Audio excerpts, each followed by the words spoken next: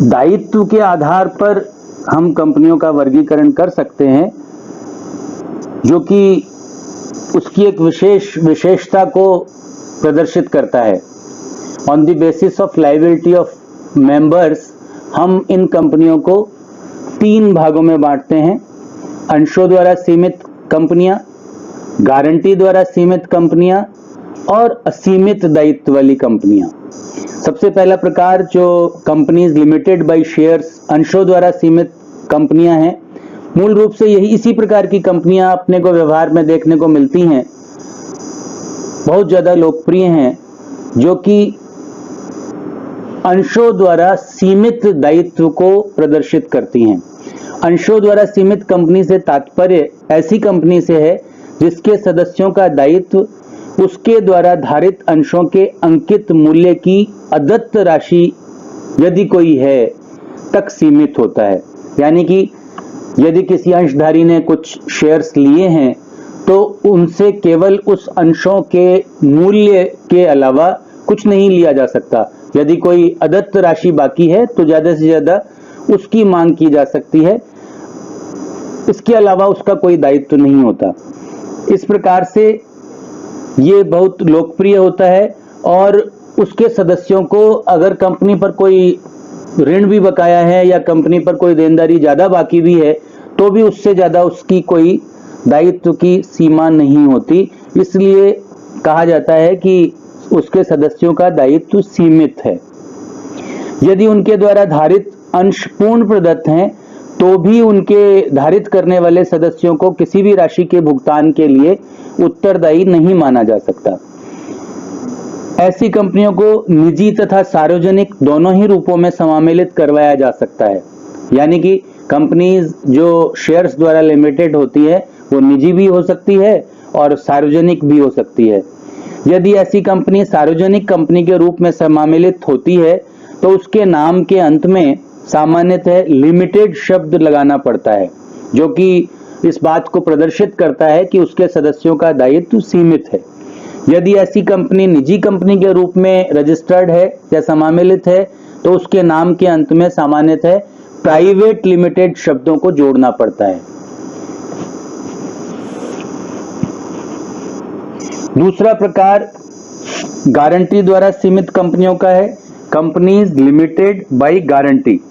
Guarantee द्वारा सीमित company से तात्पर्य ऐसी कंपनी से है जिसके सदस्य उस कंपनी के समापन की दशा में वह राशि देने के लिए उत्तरदायी होते हैं जितनी राशि देने के लिए उन्होंने वचन या गारंटी दी है, और वह राशि भी केवल समापन की दशा में ही मांगी जा सकती है, उससे पहले नहीं मांगी जा सकती।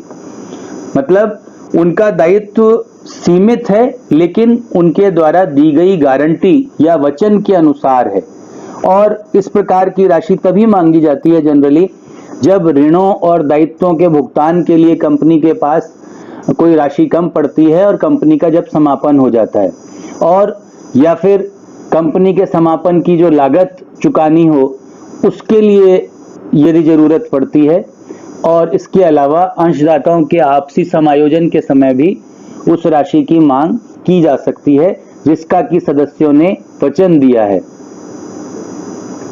तीसरे प्रकार की कंपनियां हैं असीमित दायित्व वाली कंपनियां, कंपनीज विद अनलिमिटेड लायबिलिटी। इस प्रकार की कंपनियां व्यवहार में देखने में बहुत कम मिलती हैं। असीमित कंपनी से तात्पर्य ऐसी कंपनी से माना जा सकता है जिसके सदस्यों के दायित्व की कोई भी सीमा नहीं होती है। मतलब असीमित दायित्व उसके सदस्यों का होता है। जब किसी कंपनी के सदस्यों का दायित्व असीमित होता है तो वह असीमित दायित्व वाली कंपनी मानी जाती है। ऐसी कंपनी का प्रत्येक सदस्य कंपनी के समस्त ऋणों एवं दायित्वों के लिए उत्तरदायी ठहराया जा सकता है, किंतु ऋण या दायित्व चुकाने वाले सदस्य अन्य सदस्यों से अंशदान प्राप्त कर सकते हैं। इस प्रकार असीमित कंपनी के सदस्यों का भी साझेदारों की भांति असीमित दायित्व होता है, किंतु कोई भी ऋणदाता किसी भी सदस्य पर ऋणों की वसूली के लिए व्यक्तिगत नाम से वाद प्रस्तुत नहीं कर सकता है। ऋणदाता को भुगतान प्राप्त न होने की दशा में कंपनी के समापन के लिए आवेदन करना पड़ता है। और जब न्यायालय कंपनी समापक अपॉइंट कर देती है तो सदस्यों को कंपनी के ऋणों, दायित्वों और कंपनी के समापन के खर्चों के भुगतान के लिए आवश्यक राशि के भुगतान हेतु अंशदान करने का आदेश दिया जा सकता है। असीमित कंपनी में भी अंश पूंजी हो सकती है और बिना अंश पूंजी के भी हो सकती है। यदि असीमित कंपनी में अंश पूंजी होती है तो कंपनी के सीमा नियम में अंश पूंजी की उस राशि का, कुल अंशों की संख्या का तथा उसके अंकित मूल्यों का उल्लेख किया जाता है जिसके साथ कंपनी अपना पंजीयन कराना चाहती है। सदस्यों की संख्या के आधार पर भी हम कंपनियों को विभिन्न भागों में बांट सकते हैं, जिसमें मूल रूप से पहला है पब्लिक कंपनी या सार्वजनिक कंपनी, जिसे हम लोक कंपनी के नाम से भी जानते हैं। दूसरा निजी कंपनी और तीसरा वन पर्सन कंपनी या एक व्यक्ति कंपनी। सबसे पहले सार्वजनिक कंपनी, जो मुख्य रूप से जो कंपनियां हमें व्यवहार में देखने को मिलती हैं।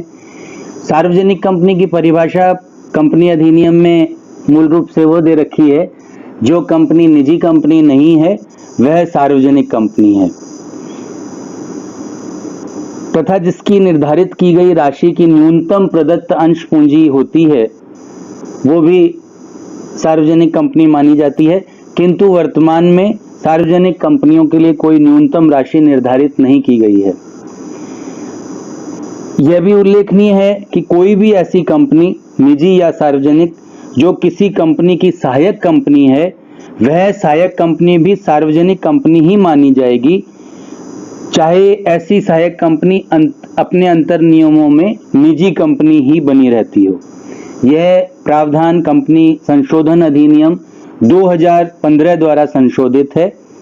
धारा 271 कहती है कि कोई भी ऐसी कंपनी जो किसी कंपनी की सहायक कंपनी है, निजी कंपनी नहीं है, और वह सहायक कंपनी भी सार्वजनिक कंपनी ही मानी जाएगी, चाहे ऐसी सहायक कंपनी अपने अंतर नियमों में अपने आप को निजी कंपनी शो करती हो। दूसरे शब्दों में, प्रत्येक कंपनी, निजी कंपनी सहित जो किसी सार्वजनिक कंपनी की सहायक कंपनी है, वह भी सार्वजनिक कंपनी ही मानी जाएगी। दूसरे शब्दों में, उस सहायक कंपनी को यदि वह निजी कंपनी है तो अपने अंतर नियमों में कोई परिवर्तन करने की आवश्यकता नहीं पड़ेगी, फिर भी वह सार्वजनिक कंपनी ही मानी जाएगी।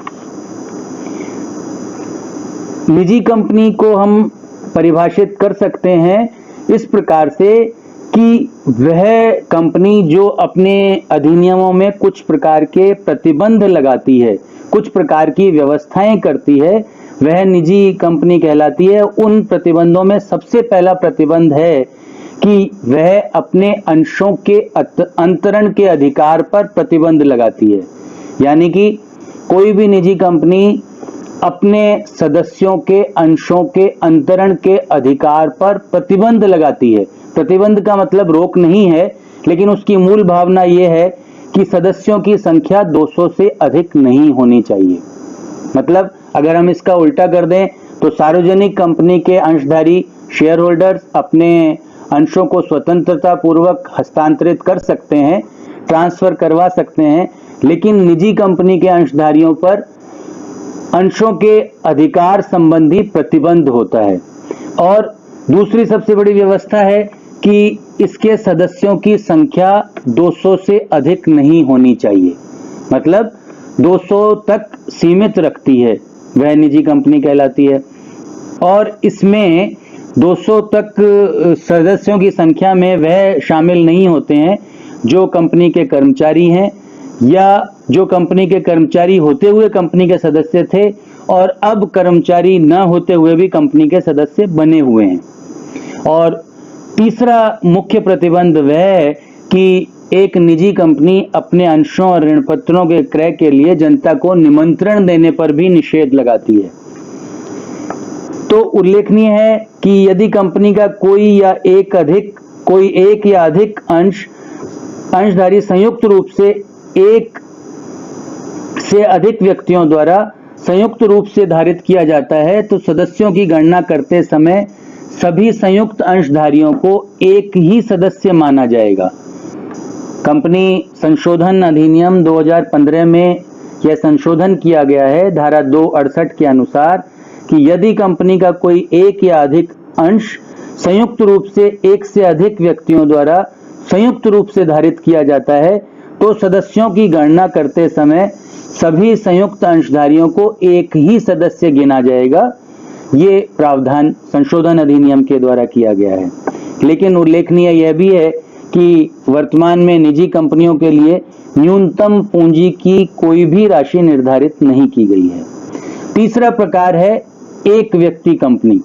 एक व्यक्ति कंपनी से तात्पर्य यह है कि जिसका केवल एक ही सदस्य होता है वह कंपनी एक व्यक्ति कंपनी कहलाती है। एक व्यक्ति कंपनी भी एक समामिलित कंपनी है, विधिक व्यक्ति के रूप में निर्मित है, जिसका अपने निर्माता एवं एकमात्र सदस्य से पृथक अस्तित्व माना जाता है। इसके सदस्य का दायित्व भी सीमित होता है जब तक कि वह कंपनी असीमित दायित्व वाली कंपनी के रूप में रजिस्टर्ड न हो। एक व्यक्ति कंपनी में सदस्य केवल एक होता है और कम से कम एक संचालक होना चाहिए, लेकिन अधिकतम 15 संचालक भी इसमें हो सकते हैं। इस एक व्यक्ति कंपनी को रजिस्टर करने के पीछे, मान्यता देने के पीछे यह धारणा है कि कोई एक व्यक्ति भी जोखिम पूर्ण कार्यों को सीमित दायित्व के साथ प्रारंभ एवं संचालित कर सके और उद्यमियों को इससे प्रेरणा मिले। इसलिए ये एक व्यक्ति कंपनी की अवधारणा भी मानी गई है।